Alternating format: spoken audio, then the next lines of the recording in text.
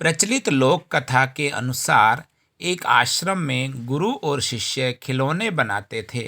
खिलौने बेचकर ही दोनों का जीवन चल रहा था। गुरु के मार्गदर्शन में शिष्य बहुत अच्छे खिलौने बनाने लगा था और उसके खिलौने ज़्यादा कीमत में बिकते थे, जबकि गुरु के खिलौने के कम पैसे मिलते थे।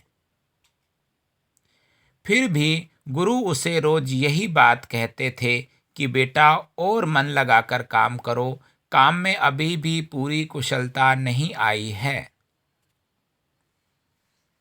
रोज रोज गुरु की ये बातें सुनकर शिष्य को लगने लगा था कि गुरु जी के खिलौने मुझसे कम दाम में बिकते हैं, शायद इसीलिए ये मुझसे जलते हैं और ऐसी बातें करते हैं। लगातार कई दिनों तक गुरु ने उसे अच्छा काम करने की सलाह दी, तो एक दिन शिष्य को गुस्सा आ गया। शिष्य ने गुरु से कहा कि गुरु जी, मैं आपसे अच्छे खिलौने बनाता हूँ, मेरे खिलौने ज़्यादा कीमत में बिकते हैं, फिर भी आप मुझे ही अच्छे खिलौने बनाने की सलाह देते हैं। गुरु विद्वान थे और वे तुरंत ही समझ गए कि शिष्य में घमंड हो गया है, इसी वजह से गुस्से में है। गुरु ने शांत स्वर में कहा कि बेटा, जब मैं तुम्हारी उम्र का था तब मेरे खिलौने भी गुरु के खिलौने से ज़्यादा दाम में बिकते थे।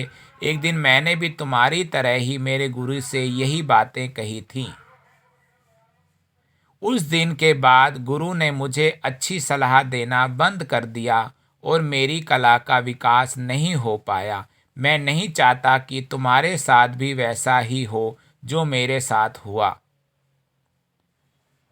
ये बातें सुनकर शिष्य को अपनी गलती का एहसास हो गया और उसने गुरु से क्षमा मांगी। इसके बाद वह गुरु की हर आज्ञा का पालन करता और धीरे धीरे उसे अपनी कला की वजह से दूर दूर तक ख्याति मिलने लगी।